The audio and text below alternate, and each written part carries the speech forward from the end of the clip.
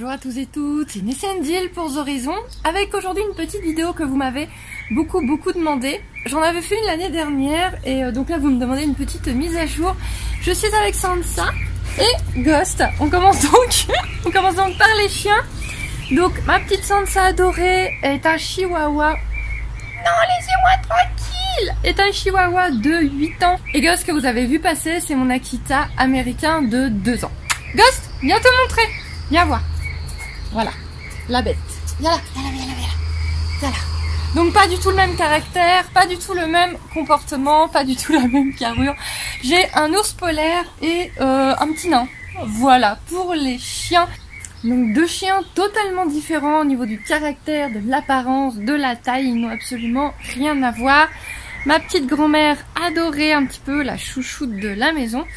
Et ma grosse brute taupe ours polaire qui est beaucoup plus difficile à gérer, qui nous fait des trous dans le jardin, qui essaie de fuguer, qui a beaucoup plus d'énergie. Bref, deux chiens très différents. On a commencé avec les chiens, on va continuer.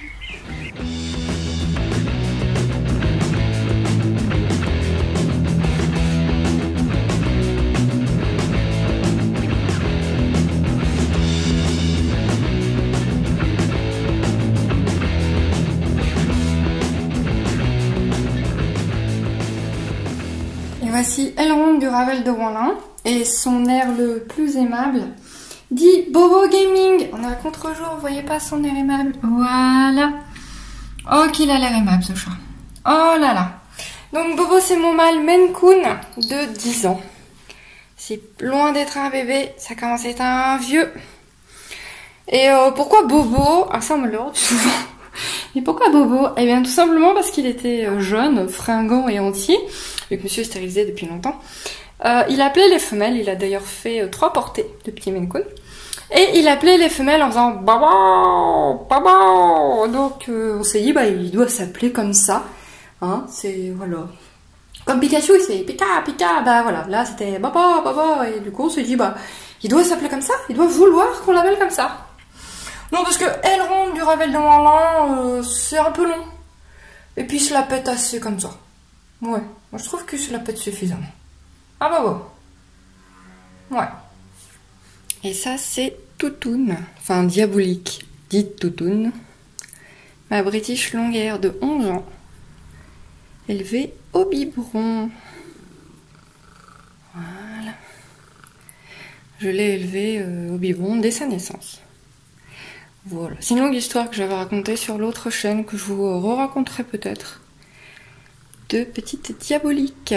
Et pourquoi Diabolique? Ça a à voir avec ses premiers jours de vie. Petit chat braillard et pas content. Ah, tu tunes. Voilà. C'est le chat à sa maman, qui aime pas trop les gens et qui est toujours à l'écart. Par contre, avec moi, bah forcément, c'est le gros bébé. Après tout, quelque part pour elle, je suis sa maman. Que je l'ai élevé de A à Z. Ah, Tutu, monte tes beaux yeux. Voilà, mais on voit pas trop avec le contre-jour. Vas-y, monte tes beaux yeux. Tutu.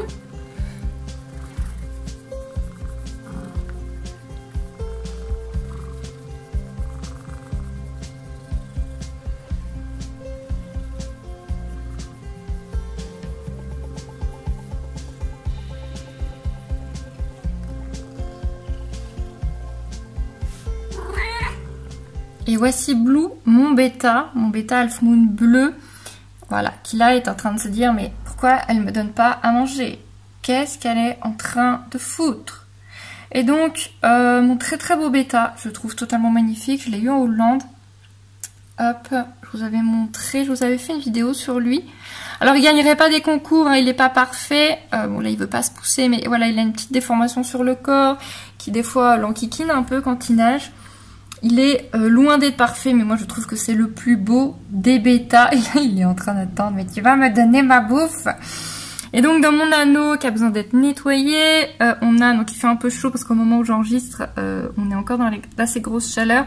J'ai réussi à pas mal refroidir la température pendant la canicule. On a beaucoup d'escargots ici. Voilà, j'ai beaucoup d'escargots différents. D'ailleurs, je suis un peu envahie par certaines espèces. Ça, c'est pas de l'algue. Hein. Je sais que j'avais déjà montré mon anneau et qu'on m'avait dit « Oh mon Dieu, Ness, l'état de ton anneau !» Non, non. Ça, c'est pas de l'algue, c'est de la plante. C'est de la plante, elle est là exprès pour les crevettes. C'est normal, c'est pas de la saleté, c'est juste qu'effectivement, elle s'étale, elle prend absolument toute la place. Mais c'est quelque part une forme d'algue, mais c'est une plante, une vraie plante que j'ai mis volontairement. Merci le gros camion. Et donc voilà, vous voyez là au niveau du corps, il n'est pas parfait, hein, il gagnerait pas un concours. Mais je l'adore, il est trop beau. Et là, il fait trop la gueule parce que je lui ai pas donné ces petits granulés. Je vais te nourrir, Bleu. Je vais te les donner. T'inquiète pas. Oui, je m'en occupe. Je te les donne. Petit haro, ma glutatus, qui vient voir s'il n'y a pas à manger. J'ai quoi? Qu'est-ce que tu es en train de faire? Tu as pas mangé pour moi plutôt? Eh, vous passez pour des bonnes de monstres affamés. Donc ma glutatus, je dis toujours haro, il, parce que bah, c'est un nom de mâle quand même. Attendez. Hop, on se rapproche. Mais donc haro parce qu'il a une flèche sur la tête en fait. Mais je ne sais pas si c'est un mâle ou une femelle. Je n'en ai... Oula, pardon. Je n'en ai aucune idée. Je ne connais pas du tout le sexage. Il est un peu trop petit pour l'enquiquiner avec ça. On verra plus tard. De toute façon, c'est pas très important parce qu'il restera tout seul. Je ne compte pas l'associer à un autre. Il est très bien tout seul. Ou elle est très bien toute seule. Là, il est en train de se demander... Mais... Qu'est-ce qui se passe? Qu'est-ce que c'est que cet appareil? Ça ne ressemble pas à une souris. Qu'est-ce que je suis censée faire? Je ne sais pas. Moi, je vais plutôt aller me cacher. C'est bizarre ce truc. Ça fait un petit peu flipper.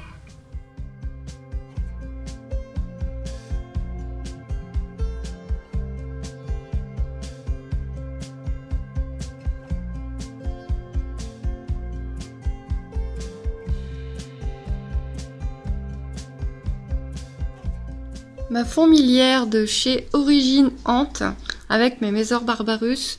Bah, vous n'allez pas voir grand chose, vous voyez, pour le moment elles vivent toujours dans leur tube. Elles vont très bien, j'ai aucun souci de stress puisque le tube est ouvert. Il y a quelques ouvrières qui sortent de temps en temps, vous voyez, elles en profitent pour nettoyer. Pour bouger des choses. La reine ne bouge pas mais elle va très bien. J'ai vraiment aucun souci avec ma petite fourmilière. Encore quelque chose dont vous avez le suivi sur la chaîne. Et bah voilà, du coup j'ai pas grand chose à vous montrer, elles sont vraiment là-bas dans le fond. Je vais pas les déranger parce que c'est des fourmis délicates et timides. Enfin, elles sont faciles à élever, elles sont parfaites pour les débutantes, c'est bien pour ça qu'elles sont chez moi, parce que ce sont mes premières fourmis. Mais elles sont très timides. Donc, il ne faut pas... voilà, elles sont timides, elles peuvent être stressées. C'est dans ce sens-là que je dis voilà, qu'il ne faut pas spécialement trop les embêter. Ah, là, on les voit bien. Voilà, comme ça, vous devez les voir plutôt pas mal. Donc voilà, petite vie de fourmis très calme pour le moment. Ça se passe très bien. J'ai vraiment hâte de voir tout ça grandir, évoluer, vous montrer tout ça au fur et à mesure. Les fourmis sont des animaux vraiment passionnants et extrêmement intéressants à observer.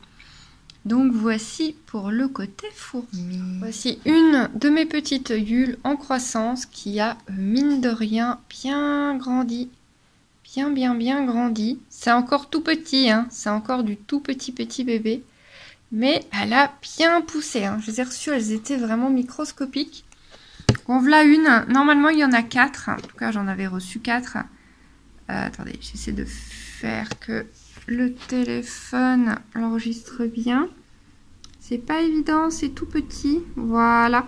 Bah, elles sont toujours super planquées. C'est toujours assez compliqué de les filmer et de les retrouver. Mais en tout cas, elles sont quelque part là-dedans. Elle est beaucoup moins dure à trouver, ma petite Olympe. Enfin, ma petite. J'ai jamais sexé, c'est peut-être un mâle. Alors, je crois que la tête est plutôt par là. Voilà. Bon, elle va pas se dérouler en général, il faut attendre un bon moment. Et donc voici ma grosse Yule. Ma Yule, bon, je pense qu'elle est de taille adulte, hein, parce qu'elle n'a pas grandi depuis que je l'ai. Et donc ça, je l'ai depuis l'année dernière. Tu vas te dérouler ou pas pour nous montrer? Non? Tu boudes? Oui, ça boude.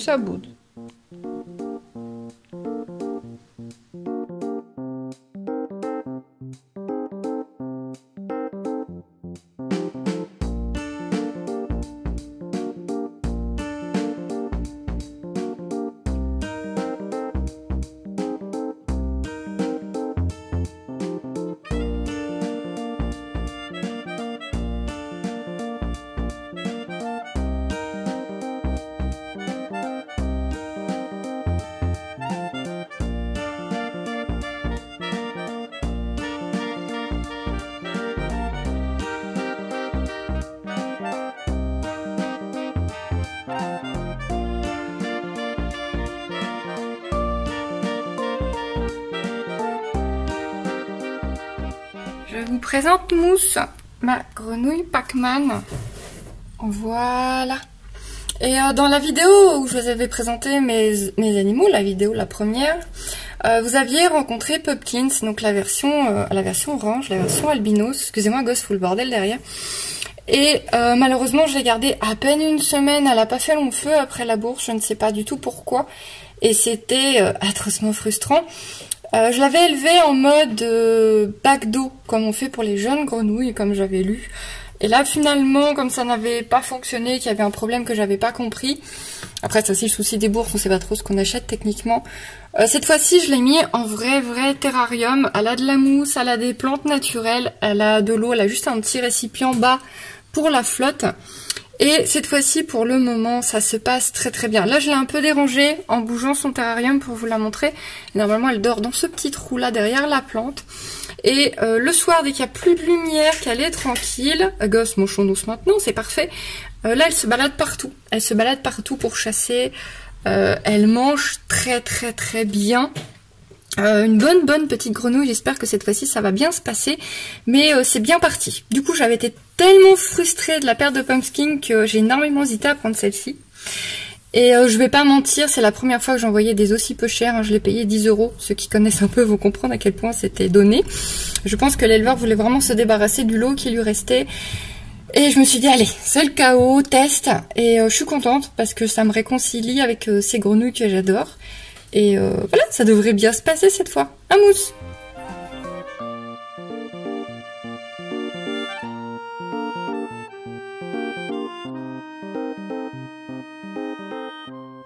Ici, vous avez Orion, mon gecko à crête, qui est totalement camouflage dans son terrarium.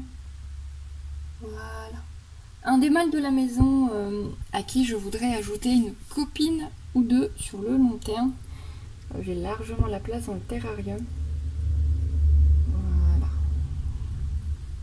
Voilà. Ça fait à peu près un an que je l'ai. Je ne sais pas trop son âge par contre.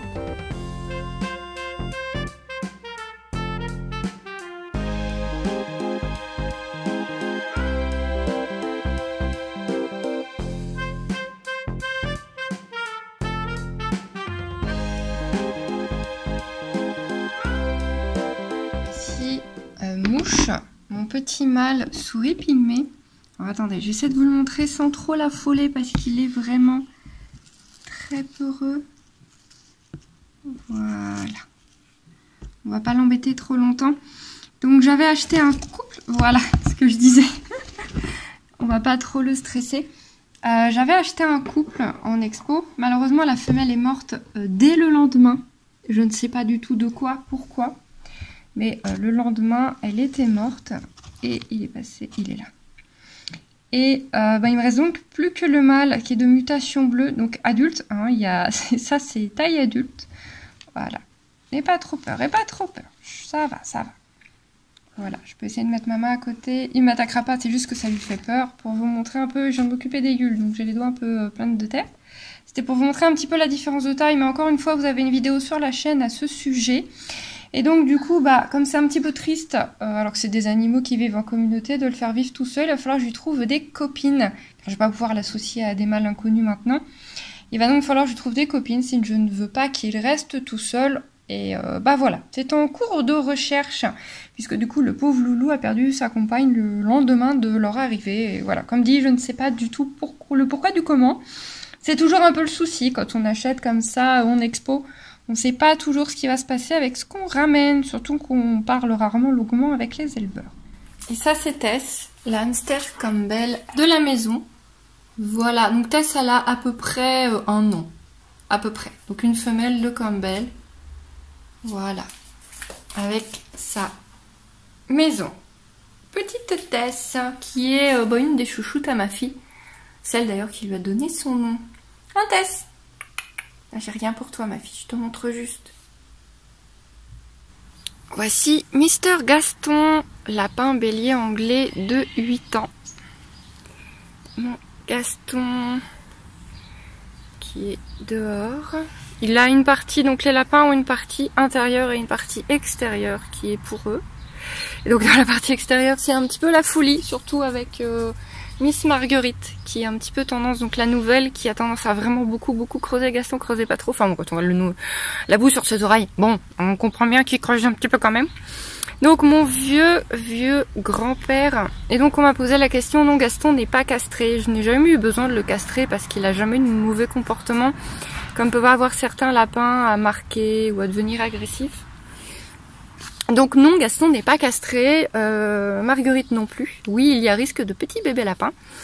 Quelque part c'est voulu parce que Gaston a 8 ans, Marguerite en a qu'une année. Je vais vous la montrer après.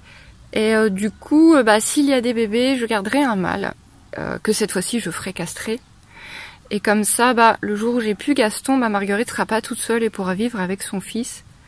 Et pourquoi un mâle? Aussi m'a demandé pourquoi je garderais un mâle. Tout simplement parce que je préfère le caractère des mâles. Je les trouve plus calmes, plus bon enfant, plus cool. Et aussi d'un point de vue technique, la castration est plus simple, moins dangereuse et beaucoup moins chère, tout simplement. Donc s'ils font des bébés, je garderai un petit gars qui pourra rester avec son père puisqu'il sera castré et rester ensuite avec sa mère. Pour qu'il n'y ait plus ce souci de lapin tout seul, parce que les lapins aiment la compagnie de leurs semblables, et le lapin bélier anglais particulièrement. C'est un lapin vraiment très sociable. Et donc Gaston a passé des années tout seul.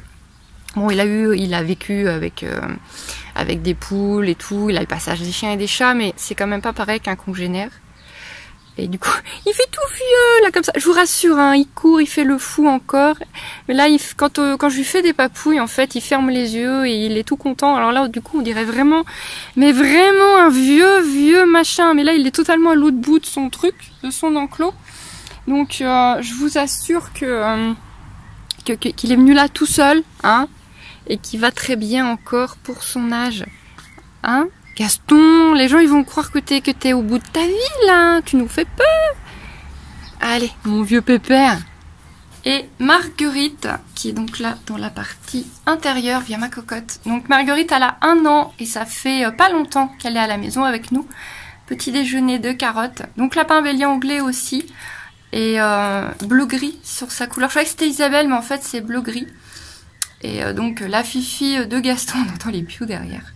Donc elle a 1 an, elle vient d'un éleveur hollandais comme Gaston d'ailleurs. Elle est beaucoup plus timide et réservée que Gaston. En plus là il y a Ghost derrière moi donc elle s'en méfie. Petit déjeuner de carottes. Je sais que c'est sucré, que c'est pas les meilleurs légumes. Mais ils ont accès à toutes sortes de légumes. Ils ont accès à des plantes du jardin. Ghost. Le gros pif là. Elle aime pas trop Ghost. Donc voilà pour la petite nouvelle.